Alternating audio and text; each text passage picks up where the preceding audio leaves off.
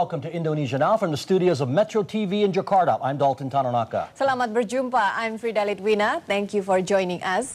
Indonesians went to the polls this week to choose a president. An estimated 170 million people were projected to get their fingers inked. And for the most part, voting went smoothly with no incidents of violence or major disruption at the country's 450,000 polling stations. And when the polls closed after 5 hours of voting, it wasn't long before projections showed a clear winner.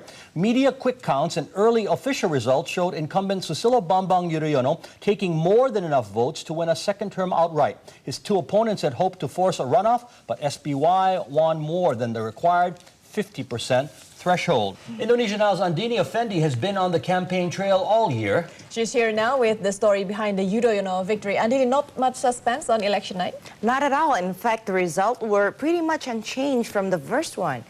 And all had the incumbent former general heading to a landslide victory. The candidates all made public appearances while casting votes, presumably for themselves. The incumbent near his residence in Cikeas, West Java, Vice President Yusuf Kala near his central Jakarta home, and former President Megawati Soekarno Putri in Kebagusan in South Jakarta.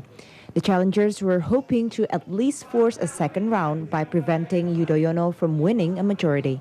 But that would not happen. From the first release of so-called quick count results by several media outlets less than an hour after the polls closed at 1 p.m., it was clear who was headed back to Istana.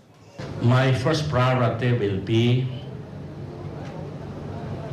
recovering our economy from the impact of the global economic crisis.